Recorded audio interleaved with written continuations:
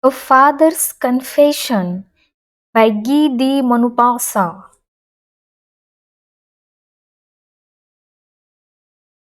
All Cilliat had followed the funeral procession of Sir Robert to the grave, and the last words of the funeral oration, pronounced by the delegate of the district, remained in the minds of all. He was an honest man, at least. An honest man he had been in all the known acts of his life, in his words, in his examples, his attitude, his behavior, his enterprises, in the cut of his beard and the shape of his hats. He never had said a word that did not set an example, never had given an alms without adding a word of advice, never had extended his hand without appearing to bestow a benediction. He left two children, a boy and a girl. His son was Consul General, and his daughter, having married a lawyer, Frances moved in the best society of Gilead. They were inconsolable at the death of their father, for they loved him sincerely. As soon as the ceremony was over, the son, daughter, and son in law returned to the house of mourning and shutting themselves in the library. They opened the will, the seals of which were to be broken by them alone and only after the caffeine had been placed in the ground. This wish was expressed by the notice on the envelope. Francis tore open the envelope in his character of a lawyer used to such operations, and having adjusted his spectacles, he read in a monotonous voice made for reading the details of contracts. My children, my dear children, I could not sleep the eternal sleep in peace if I did not make to you a confession, the confession of a crime, remorse which has ruined my life. Yes, I committed a crime, a frightful, abominable crime. I was 26 years old and I had just been called to the bar in Paris, and I was living the life of a young man. I took a sweetheart. There are beings who cannot live alone. I was one of those. Solitude fills me with horrible anguish. The solitude of my room beside my fire in the evening. I feel then as if I were alone on earth, alone but surrounded by vague dangers, unknown and terrible things, and the partition that separates me from my neighbor whom I do not know, keeps me at a great distance from him, as the stars that I see through my window. A sort of fever pervades me, a fever of impatience and fear, and the silence of walls terrifies me. The silence of room where one lives alone is so intense and melancholy. It is not only a silence of the mind. When a piece of furniture cracks, a shudder goes through you, and you expect no noise in this melancholy abode.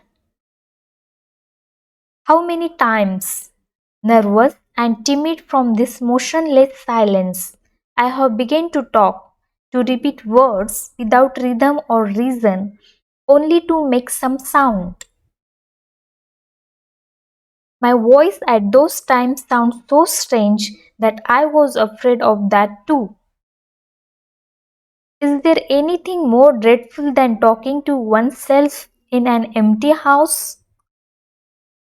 One's voice sounds like that of another, an unknown voice talking aimlessly to no one into the empty air with no ear to listen to it.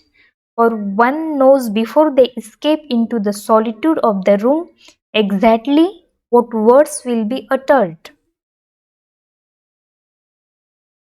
And when they resound lugubriously in the silence, they seem no more than an echo, the peculiar echo of words whispered by one's thought. My sweetheart was a young girl like other young girls, who lives in Paris on wages that are insufficient to keep them. She was gentle, good, simple. Her parents lived near Paris. She went to spend several days with them from time to time. For a year I lived quietly with her, fully decided to leave her when I would find someone whom I liked well enough to marry. I would make a little provision for this one, for it is an understood thing in our social set that a woman's love should be paid for, in money if she is poor, in presents if she is rich. But one day she told me she was expecting a baby. I was thunderstruck and saw in a second that my life would be ruined. I saw the fetter that I should wear until my death, everywhere, in my future family life, in my old age, forever, the fetter of a woman bound to my life through a child, the fetter of the child whom I must bring up, watch over, protect, while keeping myself unknown to him and keeping him hidden from the world. I was greatly disturbed at this news, and a confused longing, a criminal desire surged through my mind. I did not formulate it, but I felt it in my heart, ready to come to the surface as if someone hidden behind a portrait should await the signal to come out. If some accident might only happen, so many of these little beings die before they are born. Oh, I did not wish my sweetheart to die, the poor girl. I loved her very much, but I wished, possibly, that the child might die before I saw it. He was born. I set up housekeeping in my little bachelor apartment, an imitation home, with horrible child. He looked like all children, but I did not care for him. Fathers, you see, do not show affection until later.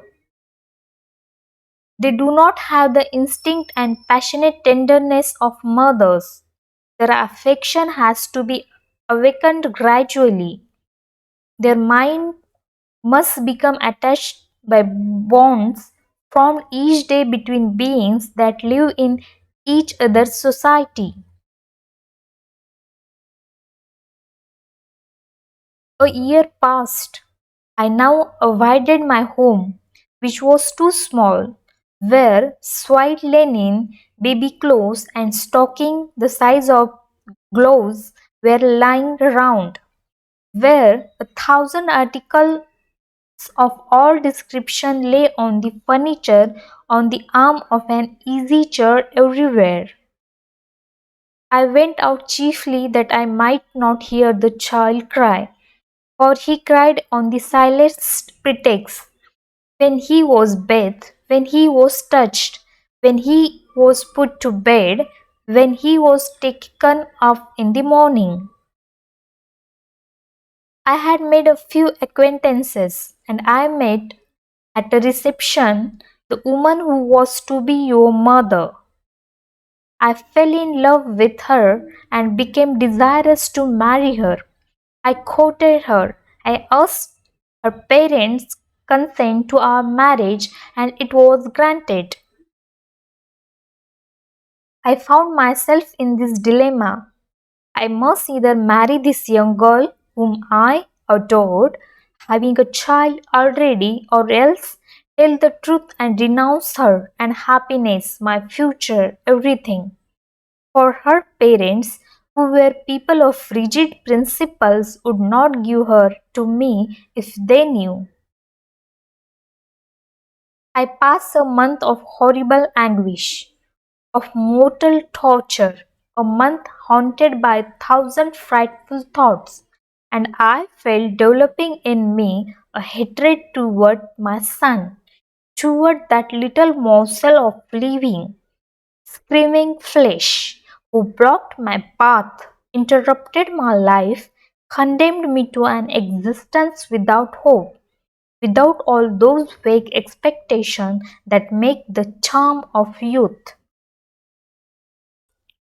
But just then my companion's mother became ill, and I was left alone with the child. I wo- it was in December, and the weather was terribly cold. What a night!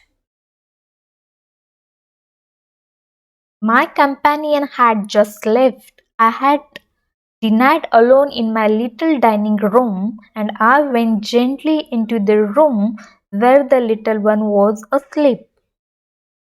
I sat down in an armchair before the fire.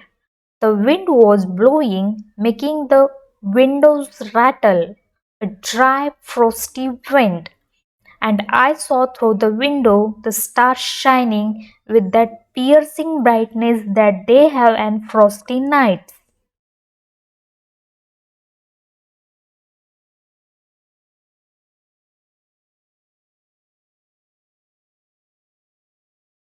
Then the idea that had obsessed me for a month rose again to the surface.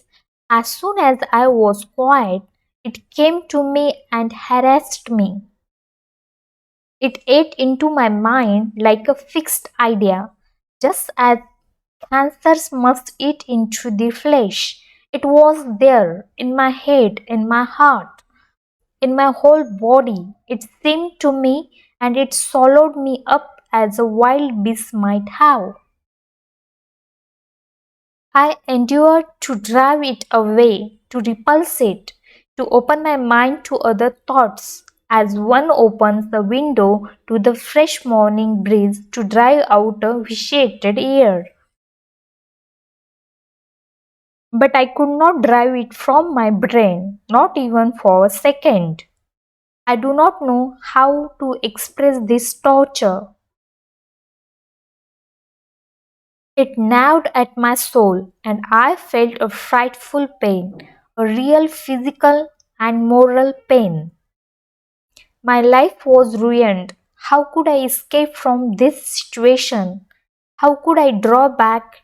And how could I confess?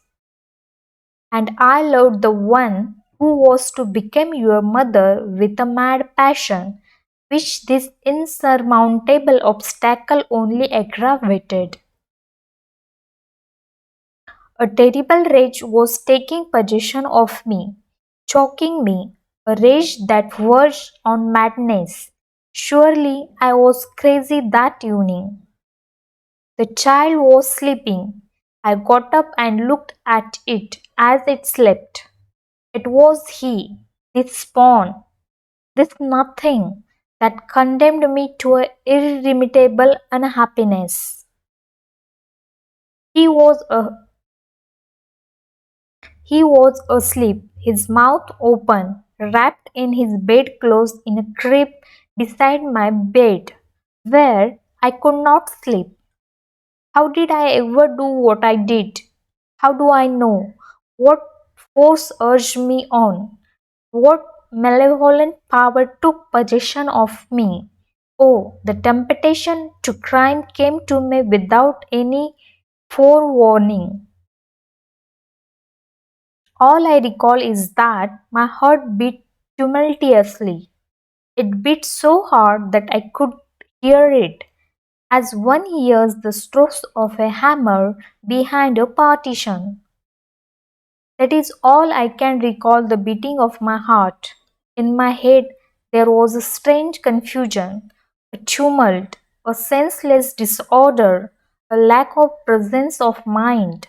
It was one of those hours of bewilderment and hallucination when a man is neither conscious of his action nor able to guide his will. I gently raised the covering from the body of the child. I turned them down to the foot of the crib, and he lay there uncovered and naked. He did not wake. Then I went toward the window softly, quite softly, and I opened it. A breath of icy air glided in like an assassin. It was so cold that I drew aside, and the two candles flickered. I remained standing near the window, not daring to turn round, as if for a fear of seeing what was doing on behind me, and I and feeling the icy air continually across my forehead, my cheeks, my hands, the deadly air which kept streaming in. I stood there a long time. I was not thinking. I was not reflecting. All at once a little cough caused me to shudder frightfully from head to foot, a shudder that I feel still to the roots of my hair. And with a frantic movement, I abruptly closed both sides of the window and I, turning round, ran over to the crib. He was still asleep, his mouth open, quite naked. I touched his legs, they were icy cold, and I covered them up. My heart was suddenly touched, grieved, filled with pity, tenderness, love for this poor innocent being that I had wished to kill. I kissed his fine soft hair long and tenderly. Then I went and sat down before the fire. I reflected with amazement, with horror, on what I had done, asking myself whence come those tempests of the soul in which a man loses all perspective of things, all command over himself, and acts as in a condition of mad intoxication, not knowing whether he is going like a vessel in a hurricane. The child coughed again, and it gave my heart a wrench. Suppose it should die. Oh God, oh God, what would become of me?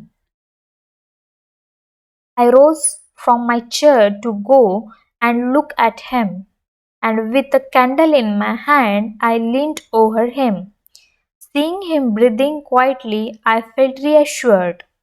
When he coughed a third time, it gave me such a shock that I started backward, just as one does at sight of something horrible, and let my candle fall. As I stood erect after picking it up, I noticed that my temples were bathed in perc- perspiration, that cold sweat which is the result of anguish of soul. And I remained until daylight, bending over my son, becoming calm when he remained quiet for some time, and filled with atrocious pain when a weak cough came from his mouth. He awoke with his eyes red, his throat choked, and with an air of suffering. When the woman came in to arrange my room, I sent her at once for a doctor. He came at the end of an hour and said, after examining the child, did he not catch cold? I began to tremble like a person with palsy, and I faltered, no, I do not think so. And then I said, what is the matter? Is it serious? I do not know it, he replied. I will come again this evening. He came that evening. My son had remained almost all day in a condition of drowsiness, coughing from time to time. During the night, inflammation of the lungs set in. That lasted 10 days. I cannot express what I suffered in those interminable hours that divide morning from night and night from morning. He died. And since that moment, I have not passed an hour, not a single hour, without the frightful burning collection, a gnawing recollection, a memory that seems to wring my heart, awake me like a savage beast imprisoned in the depth of my soul. Oh, if I could have gone mad!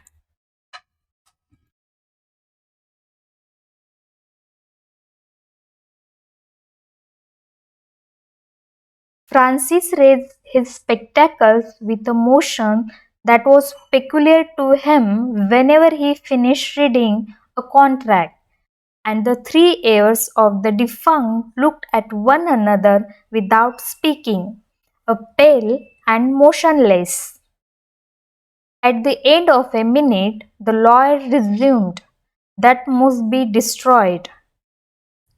The other two bent their heads in a sign of assent. He lighted a candle, carefully separated the pages containing the damaging confession from those relating to the disposition of money. Then he held them over the candle and threw them into the fireplace.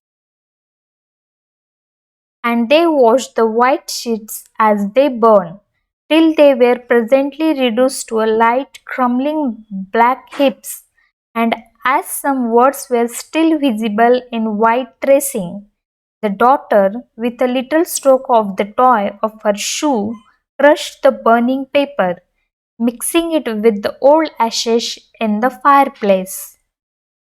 Then all three stood there watching it for some time, as if they feared that destroyed secret might escape from the fireplace.